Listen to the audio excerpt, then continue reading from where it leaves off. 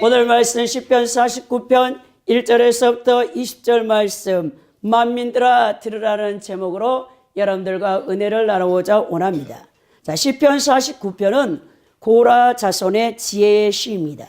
즉 본시는 세상의 재물을 인생의 가치 판단의 기준으로 삼는 인본주의의 인생관을 가진 자들의 어리석음과 그 결과에 대하여 말함으로써 결국 하나님을 경외하는 것으로 인생의 참 행복을 삼는 신본주의의 인생관을 가지도록 교훈하는 지혜의 시가 되겠습니다. 본시는 후렴구에 해당하는 12절과 20절에 따라 크게 두 부분으로 나누어지고 있는데 이 두 절은 창조주 하나님께서 인간을 모든 피조물 가운데 가장 존귀한 자로 만드시고 또 피조물 중 유일하게 창조주 하나님의 형상과 모양대로 만드셔서 하나님과 교제함으로써 그 존귀함을 유지하게 하셨음에도 불구하고 이를 깨닫지 못하고 이 세상의 재물만을 줬다가 죽음을 맞이하는 인간은 짐승보다 결코 나을 것이 없음을 강조함으로써 인생들에게 하나님의 말씀에 순종하는 삶을 살 것을 교훈하고 있는 내용입니다. 시인은 먼저 1절에서부터 4절에 만민을 향하여 시인 자신이 전하고자 하는 지혜의 교훈에 귀를 기울일 것을 촉구하고 있습니다.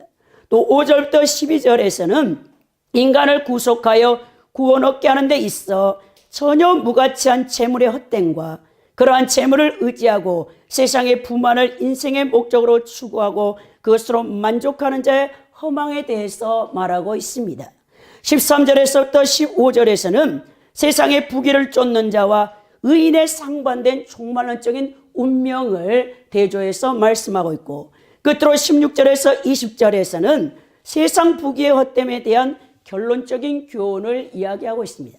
첫째, 만민들아 들으라. 1절에서부터 4절에 이 고라 자손의 이 시인이 뭐라고 말하냐?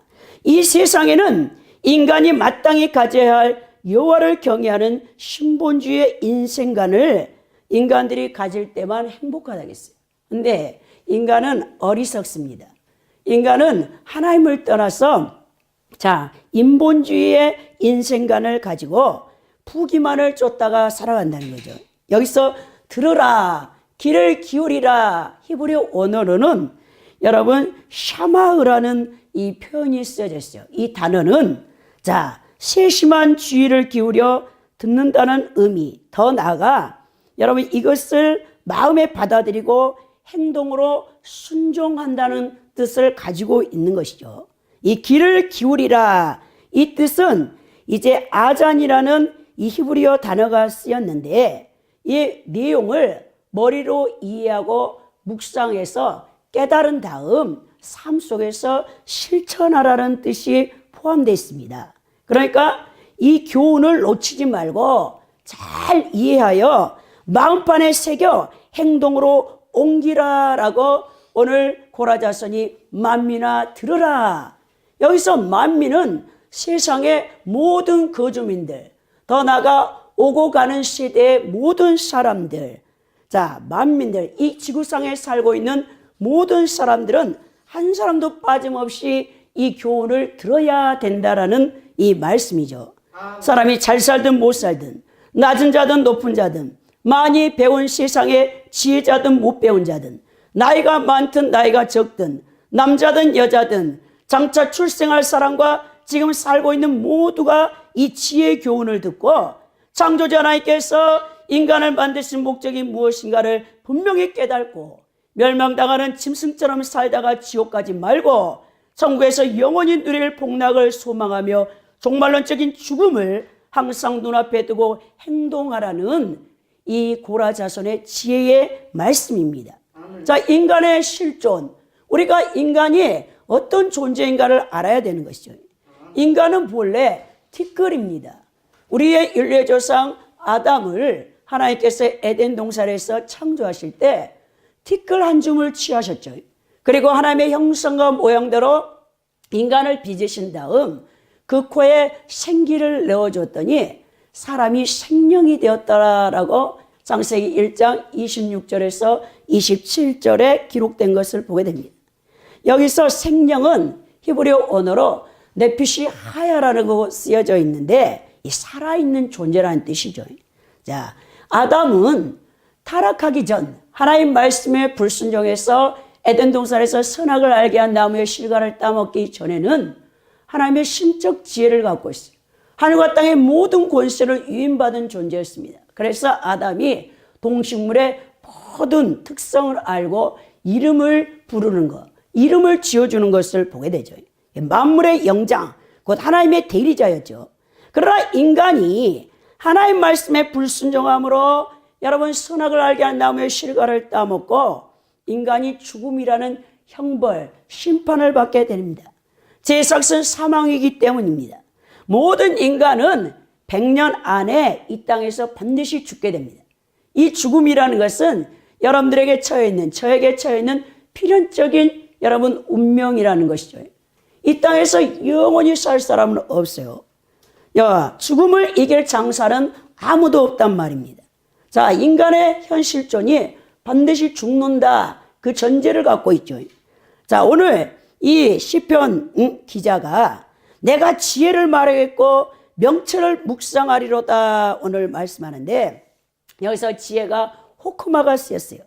인간이 바른 삶을 살기 위하여 알아야 할 중요하고도 깊은 진리를 지혜, 호크마라고 하는 것이죠. 히브리어로 테보노트라는 이 명철이라는 말이 쓰였는데 이것은 이해, 깨달음, 지식을 더 나아가 깊은 통찰력을 의미하고 있는 것이죠. 자, 인생을 살아가는데 가장 소중한 것이 여러분 뭐라고 생각합니까? 인생을 살아가는데 가장 소중한 것은 삶에 필요한 지혜와 통찰력을 가져야 된다는 것이죠. 여러분, 과거에 자신의 실수한 역사를 통해 현재를 바르게 살고 더 나아가 다가올 종말적인 미래, 곧 자신의 죽음을 준비하는 자세와 태도를 오늘 시편 기자가 말씀하고 있는 것입니다. 여러분, 내가 비유에 나의 오묘한 말을 풀리라.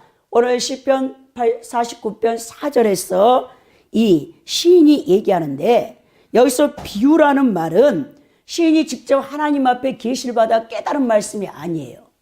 고라 자손이 이 시를 지은 시인이 토라, 율법, 모세 오경의 토라 율법을 아침 저녁으로 묵상하는 것입니다. 그리고 예언서, 선지서를 통해서 여러분 구약에 19개 여러분 선지서가 있어요. 소선지서 12권에 대선지서 5권, 17권의 선지서. 선지자들은 하나님의 말씀을 받아서 선포하는 거예요. 모세의 율법, 토라를 범할 때 선지자가 너희들의 이 죄를 범함으로 하나님께서 심판하실 것이다. 속히 회개하라, 회개를 촉구하죠. 오늘 이 시인이 시편 49편에서 비유와 수수께끼와 잠언을 통해서 깨닫는 이 진리는 자기가 직접 하나님 앞에 계시받아 깨달은 여러분 계시의 말씀이 아니라 율법, 토라와 선지서를 아침 저녁으로 묵상하면서 자기가 귀한 것을 깨달았다는 거예요. 시인은 율법과 선지서들을 날마다 묵상하며 지속적으로 진리를 올바로 깨닫고자 하는 열정에 사로잡혀 있는 사람이었습니다. 시인은 명철 곧 지혜를 얻기 위하여 마음에 묵상하는 일을 열심을 했던 사람이에요. 하나님 말씀이 지혜의 말씀이죠. 여러분, 그래서 야고보서 1장 5절에 너희가 지혜가 없거든 하나님께서 후회 주시고 꾸짖지 아니하시니까 지혜를 구하라라고 했죠. 여러분, 인생을 살아가는데 어떤 사람은 지식은 너무나 많아. 정보를 너무나 많이 갖고 있어. 그러나 삶의 문제를 해결하지 못해. 지혜가 없어서 문제입니다. 오늘날 현자들, 지혜 있는 자들이 없기 때문에 정말 모든 안팎으로 나라 안팎으로 어려움이 많은 것이죠. 자, 그래서 하나님 말씀은 지혜인데 디모데전서 3장 15절에서 17절에도 바울 사도는 이렇게 고백하죠. 성경은 능히 너로 하여금 그리스도 예수 안에 있는 믿음으로 말미암아 구원에 이르는 지혜가 있게 하느니라. 모든 성경은 하나님의 감동으로 된 것으로 교훈과 책망과 바르게 함과 의로 교육하기에 유익하니 이는 하나님의 사람으로 온전케 하며 모든 선한 일을 행하기에 온전케 하려 함이라 하였다라고 기록하죠. 하나님의 말씀, 곧 성경은 구원에 이르는 지혜를 있게 하는 것입니다. 자, 인생은 하나님의 뜻을 알게 될 때 진정한 지혜로운 자가 되는 거예요. 왜냐하면 세상은 하나님의 뜻이 무엇인지를 모릅니다. 하나님의 뜻을 알려주는 분은 성령님께서 알려주는데, 성령님께서는 말씀을 묵상할 때 우리에게 하나님의 뜻을 분명히 알려주는 거죠.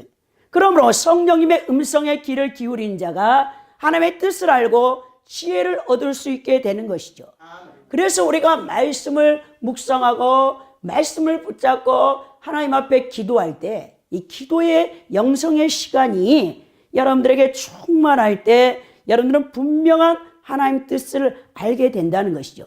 그래 잠언서 4장 7절에서 지혜가 제일이니 지혜를 얻으라. 내가 얻는 모든 것을 가지고 명철을 얻을지니라 라고 했다는 거죠. 오늘 21세기에 현대인들의 특징은 절대 진리를 부인하는 시대입니다. 그래서 하나님의 성경 말씀을 부인하는 거죠. 자신의 생각이 옳다고 고집하는 이 포스트 모더니즘 시대에 상대 진리의 여러분들 이 정신으로 서양 사람들이 살고 있어요. 근데 우리 기독교 안에도 이 포스트 모더니즘 사상이 들어와서 자리 잡고 있는 것이죠.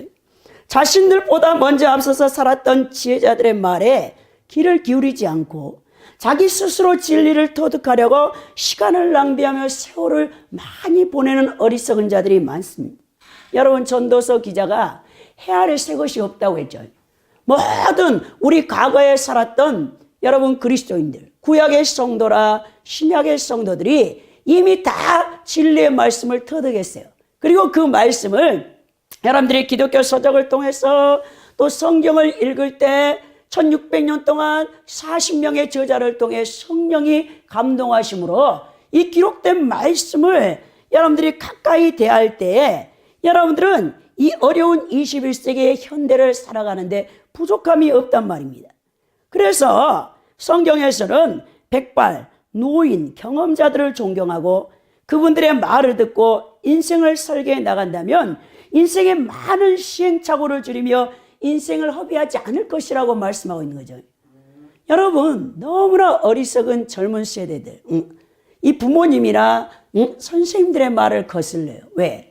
자신보다 더 먼저 세대에 살았던 분들이 다 이미 인생의 진리를 깨닫고 바르게, 또 인생은 여러분 허비할 시간이 없어요.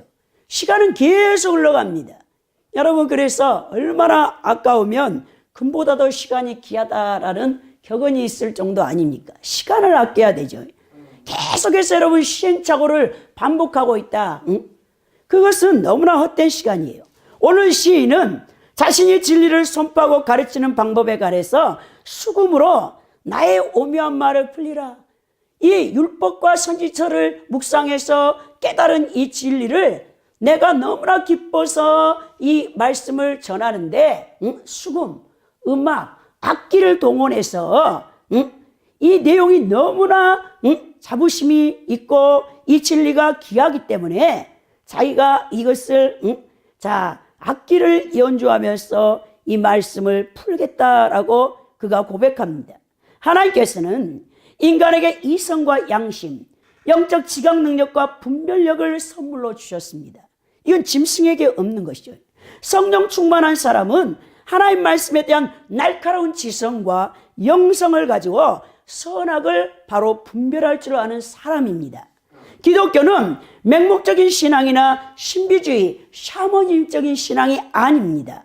진리에 대한 뚜렷한 깨달음과 지각력을 사용하여 영적 바른 분별력을 가지고 무엇이 선인지 무엇이 악인지 알고 말씀에 대한 실천적인 순종을 바탕으로 한 신앙이 바로 기독교의 신앙인 것입니다.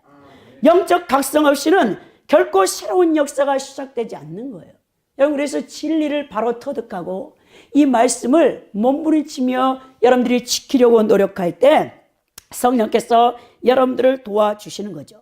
모든 사람은 아담의 원죄의 유전으로 말미암아 타락한 본성의 지혜를 갖고 있어요. 이건 지혜로 오염된 이성과 양심을 통해서 얻어지는 옛사람의 지혜입니다. 자, 그것이 아니에요.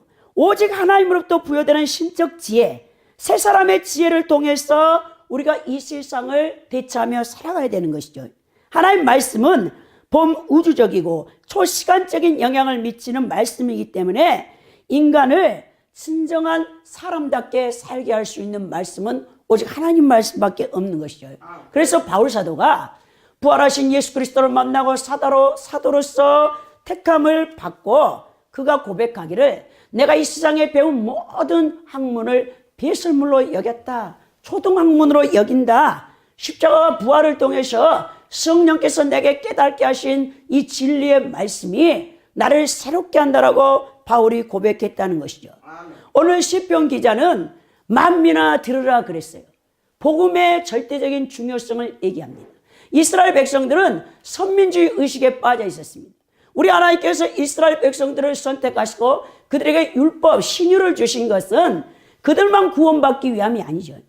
자, 이스라엘 백성들이 제사장의 나라가 되어져서 열방에 하나님의 말씀을 선포하여 그들도 다 구원받고 온 열방이 하나님을 아는 지식이 충만하기를 원하셨던 구약의 이스라엘 백성을 향한 하나님의 비전이 있었어요. 근데 이스라엘 백성들은 자민족 우월주의에 빠져서 선민의식에 빠져서 자신들의 유대민족 외에는 구원이 없고 모든 이방인들은 여러분 지옥의 땔감으로 여겼어요.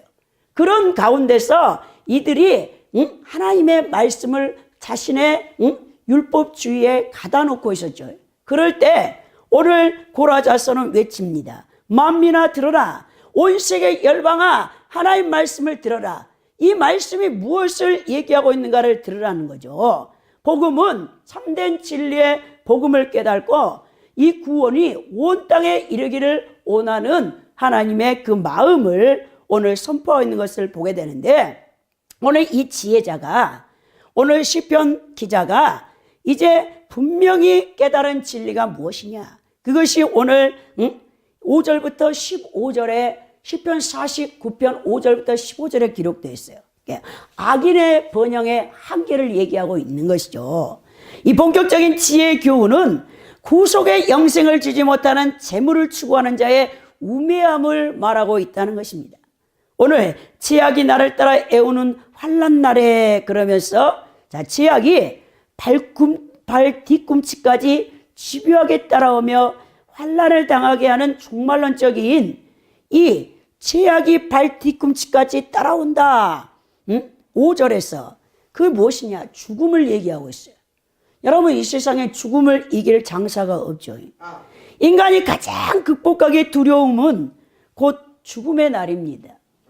여러분 이 죽음의 날 우리가 역사적인 종말 예수 그리스도께서 재림하셔서 이 땅을 불러서 심판하는 이 종말 역사적인 종말보다 여기 앉아 계시는 우리 청중들의 개인적인 종말이 더 빠를 수가 있어요. 반드시 우리는 죽음을 맞이하게 됩니다. 세상의 재물로는 죽음의 문제를 해결할 수 없으나 시인은 하나님의 지혜와 명철을 깨닫고 하나님의 영에 의해 지배받는 자는 하나님의 영접을 받아 영생하는 구원에 이른다는 사실을 확실하게 우리에게 인식시키고 있음을 알아야 되는 것이죠. 오늘 6절에 보니까 자기의 재물을 의지하고 자긍하는 자라고 했어요. 자, 시인은 재물을 하나님으로 섬기며 신뢰하고 있는 우매한 자의 모습을 오늘 이렇게 표현합니다. 푹신푹신한 침대 매트리스에 그걸 깔고 바닥에 깔고 거기 아래 향하여 스스로 넘어지는 모습. 여러분들이 혹시 돈을 동방석을 해서 앉아본 적이 있습니까? 아니면 돈을 침대 삼아 여러분 돈을 깔고 자본 적이 있습니까? 그런 사람 별로 없겠죠. 근데 제가 이제 몇 년 전에 CTS에 내가 매일 기쁘게라는 간증 그 프로가 있어요. 최성규 아나운서가 인도하는 그 프로에 보니까 여러분 우리가 너무나 잘 아는 이 송골매라면 여러분 70년대 말 80년대 초에 대학가요제에 입상해가지고 배철수와 거기 보컬 리더인 구창모라는 분이 있었죠. 어쩌다 마주친 그 노래를 불렀던 그 구창모 집사님이 나와서 간증하는 걸 들었어요.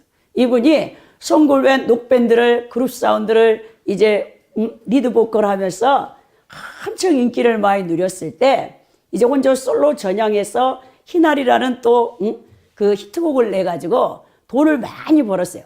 그리고 이제 가수 생활을 그만두고 러시아가 한참 문호를 개방할 때 러시아에 건너가지고 건축계에 그 사업을 시작했어요. 그리고 그때 한참 구소련이 무너지고 냉전 체제가 끝나고 막 건축업이 이 붐을 일으킬 때 러시아가 거기 가가지고 돈을 엄청 벌어가지고 마피아에게 표적이 될까봐 러시아 은행에다가 돈을 집어넣지 못하고 자기 방자루 밑에다가 돈을 얼마나 많이 벌어가지고 그걸 방자루 밑에 넣고 거기 위에서 잠을 잤다는 거예요. 매트리스처럼 침대를 해가지고 돈을 깔고 잔 사람이라는 겁니다. 근데 이 구창모 집사님이 계속 사업을 확장하려고 하는 거죠. 사람이 돈을 벌게 되면 얼마나 신이 납니까? 돈 맛을 알면 그래서 헤어나지를 못하는 거죠. 그러다가 더 많은 투자를 하려고 그 많던 돈을 다 투자를 했는데 쫄딱 망했어요. 파산당했습니다. 그래가지고 빈털터리가 됐어요. 근데 신실한 믿음의 어머니, 기도하는 어머니가 됐어요. 어머니의 기도 덕분에 자살하지 않고 예수 그리스도를 구주로 영접해가지고 그분이 결혼을 늦게 하셨더만 40대 한 중반에나 하셨어요. 그래가지고 홍콩에 있는 아주 나이 어린 또 사업하는 이 아내를 만나가지고 사업을 재개했더라고요. 그래서 키르기스탄인가 또 우즈베키스탄 그 이슬람권에 가서 건축 사업을 하고 있는데 그가 전에 러시아에서 사업할 때는 예수 그리스도를 몰라가지고 돈에만 미쳐가지고 돈을 이불 삼고 돈을 침대 삼고 살았지만 다 망한 다음 이제는 예수 그리스도를 만나고 다시 사업을 재개했는데 이슬람의 선교사님들을 놓고 또 이슬람의 선교를 위해서 그 번 돈을 다 선교비로 이제 드리고 있다. 이 세계관이 인생관이 가치관이 바뀐 거죠. 그걸 제가 들었습니다. 재물을 의지하며 재물 안에서 자신의 힘과 안전을 느끼며 자신이 가진 재물을 마치 절대자인 하나님을 섬기듯 찬양하고 경배하는 자들의 악인의 모습을 오늘 고라 자손이 다 고발하고 있는 거예요. 재물을 얻고 부자로 사는 사람들은 그 재물의 풍부함으로 자긍하며 교만하며 돈 없이 성실하게 최선을 다해 사는 사람들을 짓밟으며 무시하며 사는 악한 자들의 결국은 심판이 기다리고 있다는 것입니다.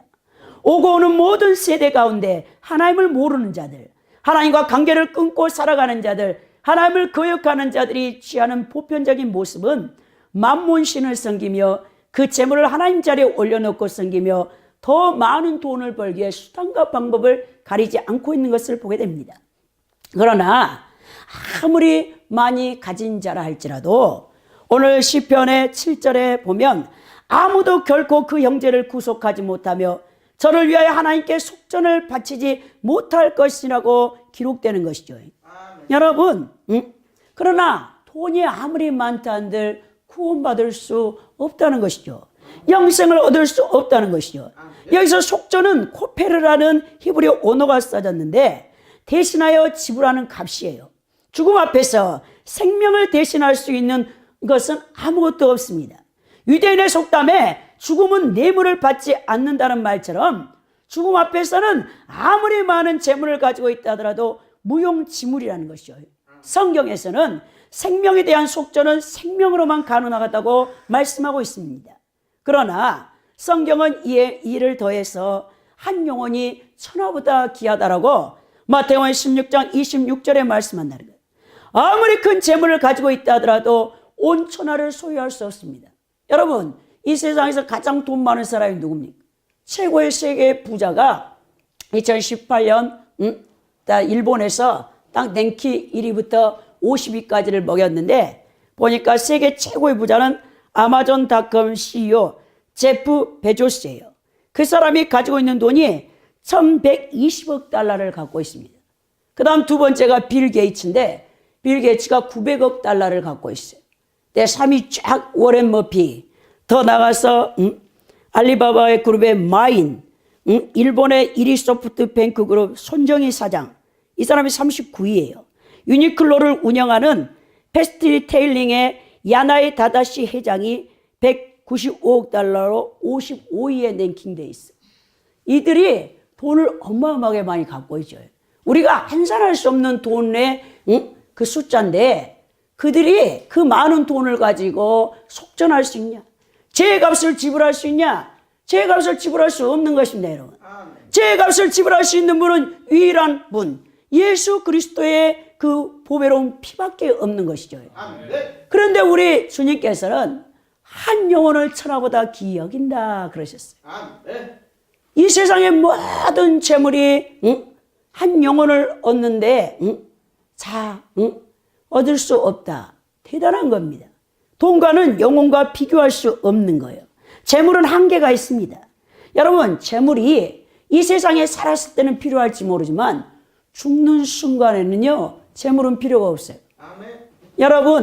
여러분들이 죽을 때 딱 한 벌 옷을 입어요. 사람은 알몸으로 태어나서 알몸으로 가는 거죠.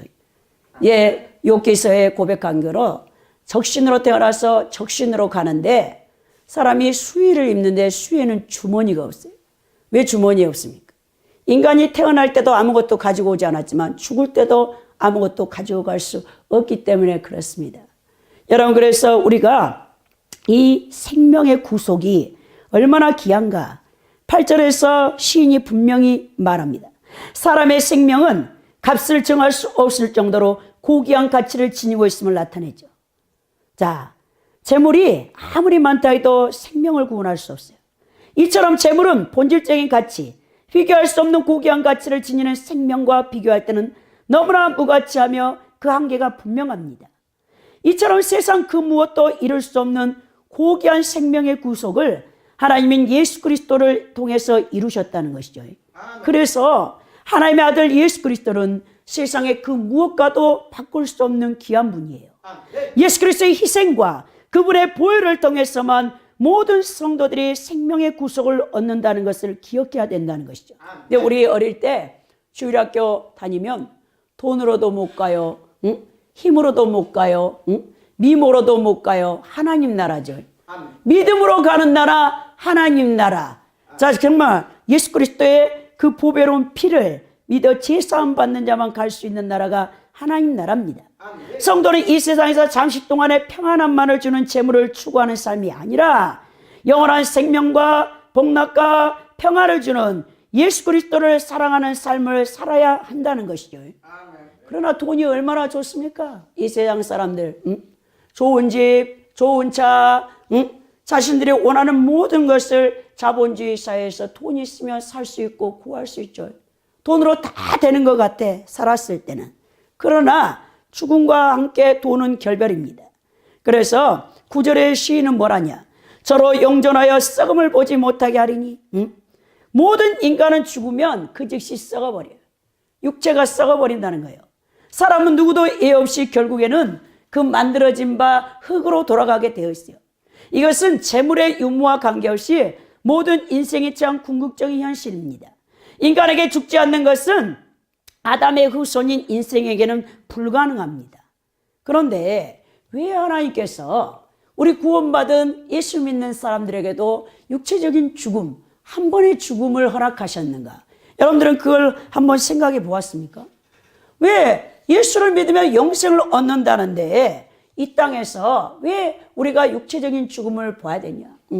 에녹과 같이, 엘리야 같이 죽음을 보지 않냐고 불수레와 불말거를 타고 하늘로 그냥 올라가면 좋을 텐데 우리 하나님께서 믿는 자나 믿지 않는 자나 다 같이 육체적인 죽음을 맞이하게 했는데 왜 믿는 자들에게도 죽음을 주셨는가? 그것은 여러분 그 죽음을 통해서 여러분들을 훈련하는 과정이에요.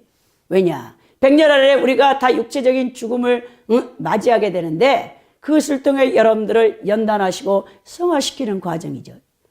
여러분, 죽음과 함께 이 세상에 여러분들이 그렇게 원했던, 그렇게 여러분들이 말로는 표현하지 않아. 이 세상 육을 입고 있는 존재는 돈에 자유로울 수가 없어요. 그 어떠한 사람이랄지라도. 그것이 퍼센테이지가 다를 뿐이에요. 어떤 사람은 100% 돈을, 만몬을 제물로 하나님으로 삼고 사는 자가 있는가 하면 어떤 사람은 80%, 어떤 사람은 그것을 70%, 어떤 사람은 50%, 어떤 사람은 25%, 퍼센트가 다른 거예요. 그런데 재물을 완전히 떠나서, 물질을 떠나서 자유로울 영혼이 이 세상에는 아무도 없어요. 육체를 입고 있는 인간은. 그런데 여러분은 죽음과 함께 그 재물을 놓게 됩니다. 제가 아는 여자 목사님이 저번 주 목요일에 식목일 날 4월 5일에 비가 많이 내렸죠. 그런데 문자가 2통이 쫙 오는 거예요. 이분이 나이가 60밖에 되지 않는 여자 목사님, 저하고는 조금 이제 알고 지내는 분이셨죠. 가끔 저희 교회에 오시고. 근데 그분이 문자가 와서 지금 폐암 말기로 온몸에 암이 이제 전이되어 있는 거죠.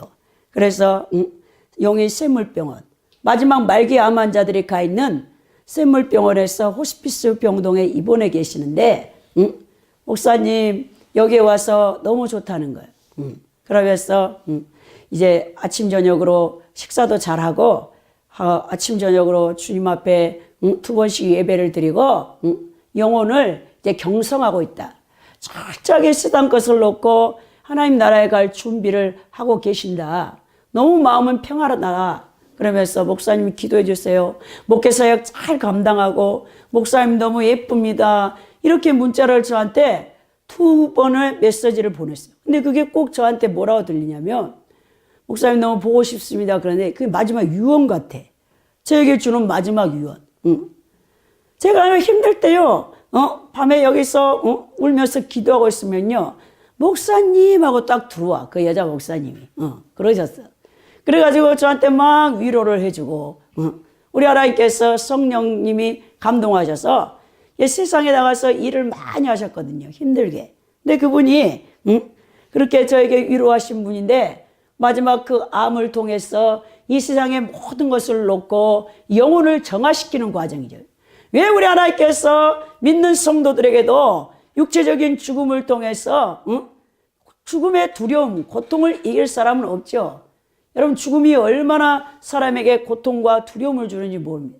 특히 암이라는 이 질병의 세력은 사람이 겪을 수 있는 고통 가운데 아마 최악의 고통을 줄 것입니다. 온몸에 암세포가 전이되어서 퍼지고 있다. 이 죽음을 눈앞에 두면서 하늘나라를 바라보며 소망한다. 사람이 정말 가지고 갈 것 아무것도 없습니다. 많은 사람들이 재물에 대해서 집착해요. 과도한 욕심을 가진 자들의 어리석음을 오늘 시인은 철저히 얘기합니다. 재물을 의지하는 사람들은 자신들이 소유한 부동산과 땅, 수많은 재산들과 자신들이 기거나 화려한 집에서 영원토록 살 것 같은 착각을 하고 있는 거죠. 그래서 자신이 소유한 모든 부동산들을 자신의 이름으로 등기해 놓고 그것으로 인하여 기쁨을 누리며 살아갑니다. 또 은행 통장에 많은 돈을 쌓아놓고 그 통장만 바라봐도 배부른 것 같고 부자인 것 같으며 세상을 다 소유한 것 같은 착각을 하고 있는 것이죠. 자, 여러분들에게 묻겠습니다. 여러분들 통장 잔고에 얼마나 들어있어야 여러분들은 행복함을 느끼겠습니까? 얼마나 많은 돈이 있어야 기쁨이 올까요? 사람이 자기 통장에 현금 100억이 있다고 생각해 보세요. 또 10억이 있다? 어떤 사람은 1억만 있어도 기쁠 것이다. 어떤 사람은 5천만 원. 다 액수가 다르겠죠. 오늘 부동산이나 통장에 많은 현금을 저축하며 기뻐하는 재물을 하나님처럼 신뢰하며 살고 있는 사람들이 최종적으로 거치할 곳이 어딘가? 오늘 시인은 분명히 말하죠. 무덤이라고 했어요. 한 평짜리 무덤 속에 다 들어갑니다. 자, 그래서 누가복음 12장 13절에서 21절에 예수님께서 어떤 사람이 찾아와가지고 우리 형제가 유산을 좀 나눠주게 예수님 앞에 중재 좀 해주라고 했어요. 근데 예수님 뭐랍니까? 내가 너희들의 재판관이냐? 그러면서 탐심을 물리쳐라 그랬어요. 그들에게 이르시되 상가 모든 탐심을 물리치라. 사람의 생명이 그 소유에 넉넉한 데 있지 아니한다 하면서 한 비유를 들어주는데 어떤 부자가 가을 거지를 다 해가지고 논밭에 소출이 너무나 풍성한 거예요. 근데 자기 창고가 너무 작아서 이 소출을 다 넣을 데가 없는 거죠. 그래서 생각하기를 그래 이 창고를 때려 붓고 더 큰 창고를 지어가지고 올 가을에 농사한 이 모든 소출을 거기다가 쌓아놓아야지. 이제 몇 년 동안 먹고 마시며 살 수 있는 소출이 풍성하니 먹고 즐기자 마시자 그랬단 말이에요. 자, 그때 우리 예수님께서 말합니까? 이 어리석은 자야, 네가 그 많은 소출을 창고를 넓혀갖고 쌓아놓고 자, 먹고 마시자 즐기자 기뻐하는데 오늘 밤 내 영혼을 취해가면 네가 쌓아놓은 그 재물이 누구 것이 되겠느냐 그랬다는 거죠. 여러분, 죽을 때 여러분들은 이 세상의 모든 것을 다 놓고 갑니다. 여러분들이 열연하고 있는 그 놓지 못하는 그 모든 것이 다 다른 사람의 소유로 돌아가는 거죠. 또 어떤 부자는 대대손손 자기 자손들에게 그 부가 이어지기를 원해. 그래서 상속을 어마어마하게 하는 거죠. 재벌가는 그러잖아요. 그런데 그 많은 돈이 상속되어진다고 해서 살아있는 그 사람의 영예가 계속되어지냐? 그렇지 않다는 것이죠. 다 어리석은 짓입니다. 여러분들 수목 드라마에 보니까 이 케이블 TV의 TVN 수목 드라마 마더라는 그 드라마가 16부작이 인기리에 종영을 했어요. 거기에 탤런트 두 사람이 나오는데 이혜영이라는 탤런트와 이보영이라는 탤런트가 나왔어요. 그런데 이 낳아준 엄마와 길러준 엄마, 우리 시대의 진정한 엄마의 자아상을 그린 드라마 이 마더인데, 이 마더에서 가장 연기가 돋보였던 이 이혜영이라는 이 탤런트가 나왔습니다. 이제 조선일보에서 인터뷰하는 장면을 제가 읽었어요. 이 사람이 아버지가 유명한 영화 배우였어요. 영화 감독이었어요. 근데 어릴 때부터 집안을 돌보지 않으니까 이제 세 남매를 남겨두고 어머니와 이제 아버지가 이혼했어요. 그리고 이제 자신들은 아버지 손에 있다가 나중에 아버지가 일찍 돌아가시고 어머니가 다시 오셔서 어머니가 자신들을 믿음의 신앙생활로 잘 길러가지고 훌륭한 이제 이런 배우들이 되어졌다 고백하는 거예요. 그래서 아버지 생각하면 아버지의 따뜻한 포옹 그거 하나만 기억난다는 거예요. 아버지가 물려준 재산은 자신들이 사춘기 때 어려울 때 아버지가 영화 감독이어 술 많이 드시고 와갖고 자녀들을 이렇게 따뜻하게 안아주는 아버지의 포옹, 또 어머니의 사랑과 이 신앙심. 어머니는 정말 희생하여 자기 삼남매를 기르신 분이다 그 얘기를 하더라고요. 그러면서 아버지의 이 사랑의 따뜻한 포옹과 어머니의 신앙과 희생을 통해서 자신도 동일한 어머니로서의 삶을 살고 있다 그랬다는. 우리가 자녀들에게 물려줄 것이 무엇입니까? 여러분 자녀들에게 뭘 물려주길 원합니까? 여러분들이 가지고 있는 재산, 뭐 재물, 여러분들의 명예 그런 게 아니죠. 정말 자녀들에게 줘야 될, 남겨줘야 될 것은 신앙의 믿음의 유산밖에 없다는 것이죠. 그 믿음의 유산을 남길 수 있어야 되는 거예요. 오늘 12절에 뭐라냐? 사람은 존귀하나 장구치 못하며 멸망하는 짐승과 같다고 했어요. 인간이 하나님께서 피조물 가운데 가장 존귀한 피조물로 만들었는데 이 존귀한 인간이 자 짐승과 같이 멸망받으면 안 되는데 멸망받는 것들이 너무 많다는 거죠. 하나님을 모르고 재물이 신이 되어서 살다가 그렇게 죽어가는 많은 자들이 있습니다. 사단이 왕 노릇하며 이 세상에서 진리보다 사단이 조장하는 거짓된 방식의 삶을 우리에게 계속 심어주는 거죠. 자, 예수 그리스도를 목자로 삼는 사람은 부족함이었어요. 아멘. 여러분 시편 23편에 그렇게 고백되어져 있습니다. 다윗의 고백처럼.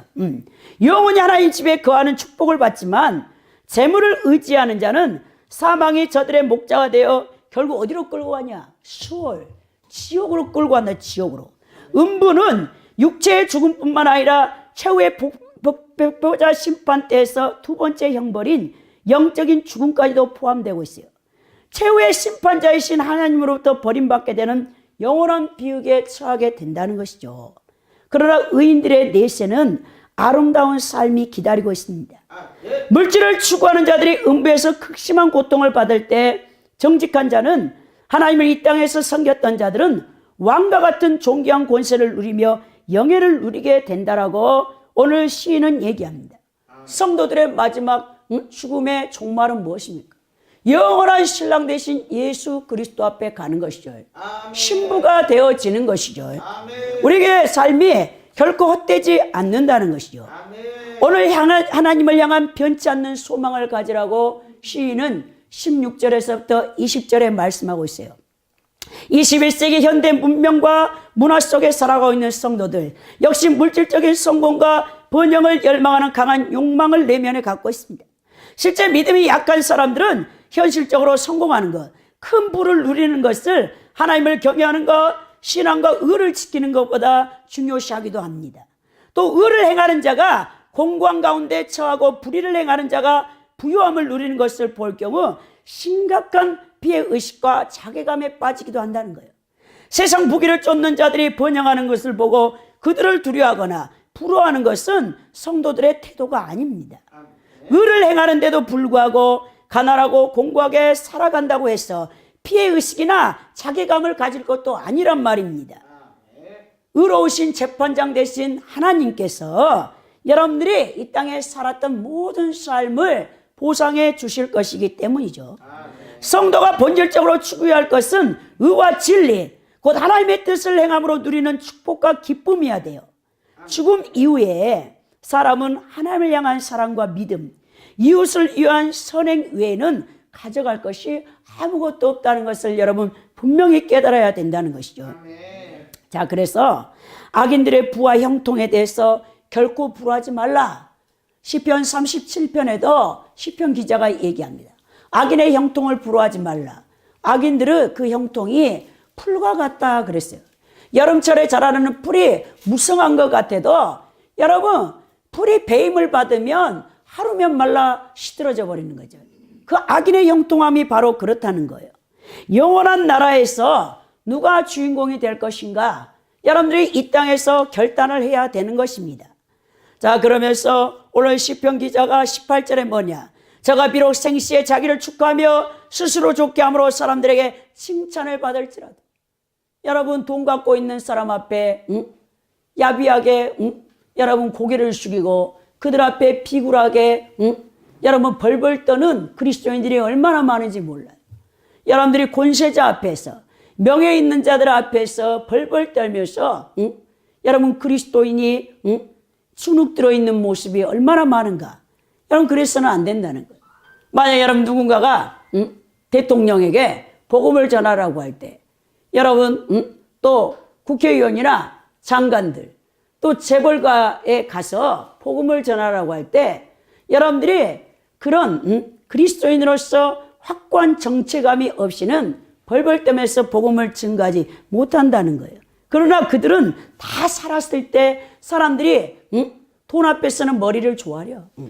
그러나 부자가 죽어서 여러분 장례식에 가봐요. 그 집에 있는 개가 더 여러분 오히려 멋지다니까요. 죽은 정승보다 그 집에 있는 살아있는 개가 낫다라는 것처럼 여러분 모든 인생에 이 땅에서 누리고자 원하는 것들은 죽음과 함께 사라지게 돼 있으니까 여러분 그것에 주눅들어서 살아서는 안 된다는 거죠. 성경은 이러한 것들 죽음 앞에서 무익하다 단언합니다. 오직 절대자이신 하나님의 인정을 받아야 된다고 하는 거죠. 이 땅에 돈 많고 많이 배워서 명예 있어 권력 갖고 있어 그들에게 고개를 조아리며 벌벌 떠는 비겁한 그리스도인 되지 말고 하나님 앞에서 당당한 하나님이 인정할 수 있는 사람이 돼야 되는 것이죠. 그들 다 열조로 돌아간다.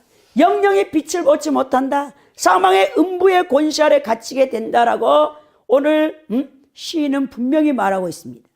그러면서 예수님께서 누가복음 6장 25절에 화했을진저 너희 이제 배부른 자여 너희는 주리로다. 화했을진저 너희는 이제 웃는 자여 너희가 애통하며 울리라 그랬어요. 여러분 예수님께서 분명하게 부자와 나사로를 비유하셨어요. 부자가 예수 그리스도를 유대인 가운데 유대인이었어요. 나사로도 유대민족이고 부자도 다 여호와 하나님을 알았던 자예요. 그런데 부자가 날마다 연락하며 즐거워하며 잔치를 누려. 그 부자의 여러분 문간에 몸에 다 종기가 나가지고 개가 헌대를 핥아주며 먹을 것이 없어서 죽어가는 나사로를 보고도 돕지 않아요. 자, 그래서 부자도 죽고 나사로도 죽었습니다. 나사로는 죽어서 아브라함의 품에 안겼고 낙원에 갔고 부자는 음부에 떨어졌어요. 그 부자가 너무나 고통스러운 거예요. 자기 목에 그 뜨거운 불에서 혀가 갈증이 나니까 내 아버지 아브라함이요 하고 부르는 거죠. 그러면서 자, 나사로의 손가락에 물 한 방울 지켜가지고 내 이 뜨거운 타들어가는 혀에 물 한 방울, 시원한 물 한 방울 떨어뜨리게 해달라고 하니까 아브라함이 뭐합니까? 예, 너와 나는 구렁텅이가 있어서 오고 가지도 못할 뿐만 아니라 너는 살았을 때 세상에서 부귀영화 권세를 다 누리고 즐거웠지 않았니? 나사로는 얼마나 하나님을 믿고 고통 가운데 가난한 가운데 살면서도 믿음을 지켰니? 그랬다는 거죠. 자, 그러면서 그때 부자가 회개하는 거예요. 뉘우치는 거죠. 회개는 없고 뉘우치면서 후회하면서 내가 이런 뜨거운 지옥 형벌을 받고 있는데 아직 세상에 5명이나 되는 내 형제가 있습니다. 나사로를 다시 살려서 내 형제에게 가가지고 이 지옥에 오지 못하게 해달라고 하니까 세상에는 선지자와 율법을 전하는 복음 전파자들이 있기 때문에 그들에게 복음을 듣고 살았을 때 구원을 받아야지 나사로가 죽은 자 가운데 살아나서 돌아가 네 형제에게 이 지옥이 있고 천국이 있다 가르쳐줘도 그들은 깨닫지 않고 회개하지 않을 것이라 했다는 것을 우리는 그 비유를 통해서 들었습니다. 사람이 죽으면 가져가는 것도 없고 살았을 때 영광도 그를 따르지 못합니다. 자, 사람이 죽으면 이 땅에서 끝이에요. 더 이상 산 사람의 영광은 지속되지 않아요. 이 땅의 세계는 물질의 세계인 반면에 영의 세계는 영적인 세계예요. 물질 세계가 아닙니다. 이 땅에서 죽으면 이 땅의 물질과 완전히 결별하게 되는 겁니다. 자, 결론적으로 볼 때 시인은 오늘 수수께끼, 비유, 지혜와 지식을 이용하여 생명을 속전하는 방법에 대해서 교훈하고 있죠. 첫째는 인생이 가진 부가 인간의 생명을 구속할 수 있는가? 사람들은 자신이 쌓아놓은 부를 신뢰하고 그것을 자랑하는데 하지만 값비싼 영혼의 값을 치르기 위해는 인간의 부가 무력하다라고 오늘 시인은 분명히 말합니다. 둘째, 모두는 죽는다라는 것을 알아야 된다는 거죠. 지혜자도 죽고 어리석은 자와 깨달음이 없는 자도 죽게 되어 있습니다. 악인들이 쌓아놓은 부를 타인이 가져간다. 무덤이 그들의 거처가 된다. 재물을 신을 삼고 살지 말라. 셋째, 자신을 신뢰하는 것은 어리석다. 왜냐하면 부가 있어도 그 부를 영원히 소유할 수 없고 지순처럼 멸망하는 것이 인간의 운명이기 때문이라고 얘기합니다. 넷째, 하나님께서는 의로운 자들을 반드시 구속하실 것이다라는 것입니다.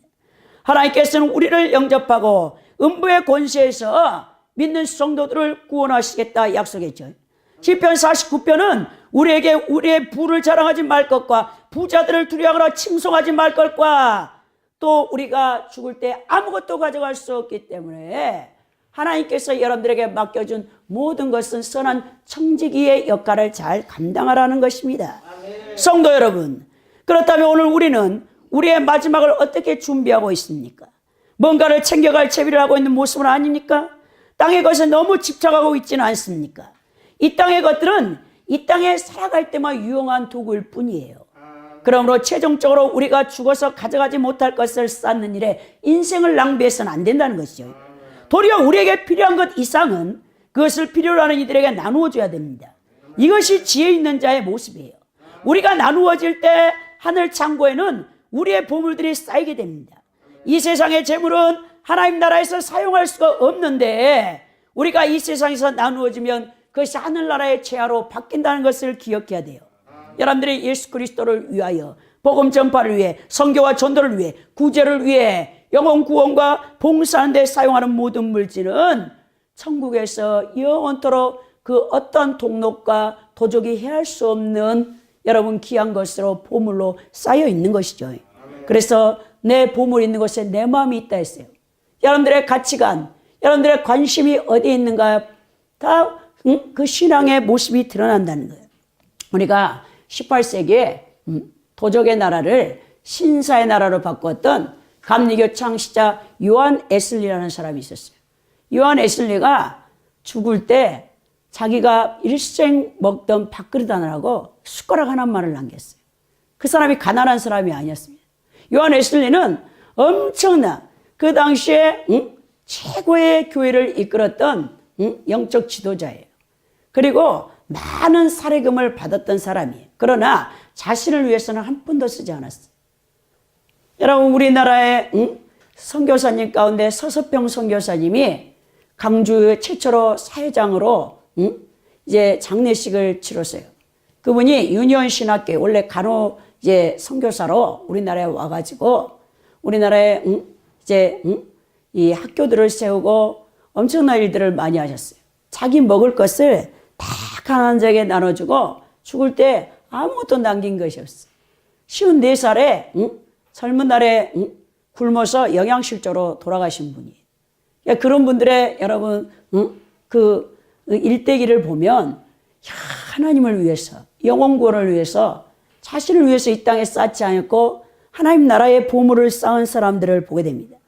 이 요한 웨슬리는 그 많은 돈을 고아와 과부와 가난한 자들과 주의 종들의 사역을 돕는 데 헌신했단 말입니다. 천국에 가서 가장 아름다운 그 집을 지은 사람이 누군가 천국 간증회를 제가 들어보니까 딱 거기 네 사람을 얘기하던데 한 분은 사도 바울이었어요. 또 한 분은 12세기에 아시성의 성 프란체스코가 그렇게 아름다운 집이 천국에 있다는 거죠. 또 한 분은 요한 웨슬리랍니다. 우리나라에서는 가장 아름다운 집을 지은 분은 여러분 예수 요양원에 나은 자들 2,000명 그들에게 고름을 빨았던 우리나라의 사랑의 온자탄이라 하신 손양원 목사님의 집이 가장 아름답다는 것이죠. 여러분 성화되어진 만큼 여러분 영적 성숙을 이룬 만큼 이 사람들은 물질에 여러분 초탈해버려요. 물질이 있으면 다 다른 사람들을 위해서 사용하고 하나님 나라를 위해서 드리는 것이죠. 근데 그게 안 되는 사람은 아직 너무나 이 땅의 세속적인 마인드에 있는 사람들이 물질 때문에 여러분 눈만 뜨면 근심 걱정하고 있고 또 염려하고 있고 무엇을 먹을까 마실까 입을까 이방인들이 구하는 것이라 했습니다. 예수님이 이런 것들은 너희 그리스도인들이 구해서는 안 된다 했어요. 너희는 먼저 그 나라와 그거를 구하라겠죠. 너무 우리가 이 세속적인 마인드에서 속히 벗어나서 오늘 고라 시인이 만민들아 들으라 재물에 허망함에 소망을 두지 말고 죽음과 함께 다 이 땅에 사라질 것들을 위해서 거기에 힘을 쏟지 말고 정말 영원히 썩어지지 않는 영의 양식을 위해서 일하라. 그것이 오늘 지혜자가 율법 토라를 통해서 선지서를 통해서 깨달은 이 오묘한 진리의 말씀이라는 것을 여러분 기억하시고 여러분들도 남은 삶은 이 땅에 허망된 재물에 소망 두지 말고 하나님께 소망을 두고 여러분들이 살아갈 수 있는 복된 분들이 되기를 예수 그리스도의 이름으로 축원드립니다.